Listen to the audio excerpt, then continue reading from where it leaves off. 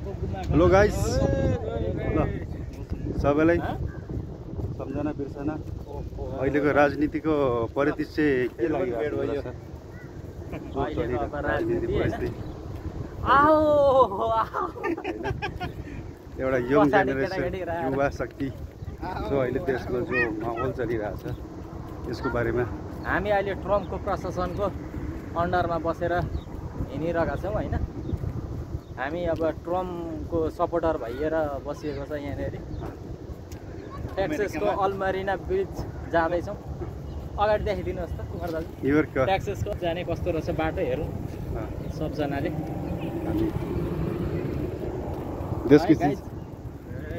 देशको स्थिति त्यस्तै छ होइन, जो अहिले ओली बाले चलाएकै छन् देश होइन।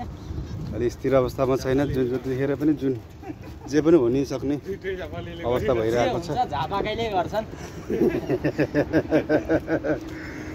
होइन। चिन्ता चाहिँ लाग्छ, चिन्ता त भयङ्कर छ नि। जो त्यसमा लगभग लाखौँ युवाहरू जो बाहिर छन् होइन, जो देशको युवा शक्ति जो देशलाई हाँक्ने युवा शक्तिहरू। हामी अब देशको चिन्ता लागेर आज खाना खाइएन, यति मात्रै लिएर आएको। लाखौँको तादादमा बाहिरै छौँ होइन, जो देशमा हुनुपर्ने देशमै रोजगारको जो सुविधा व्यवस्था भएको भए सायद यसरी यो घाममा चिकन बगेर कुदिने थिएन हामी होइन। अन्त यहाँ बसेर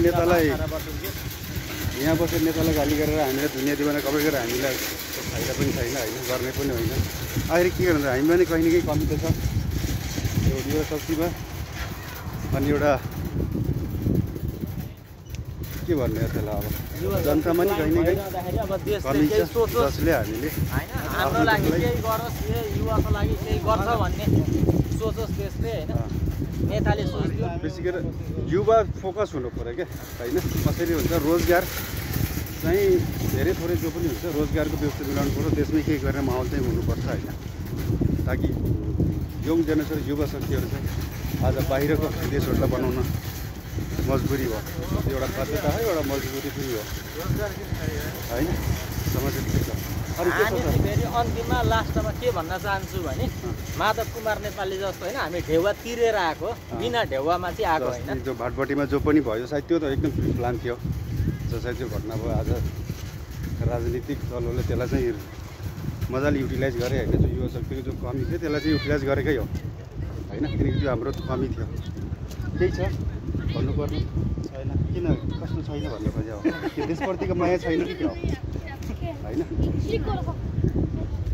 ल धन्यवाद, thank you for watching, subscribe and like.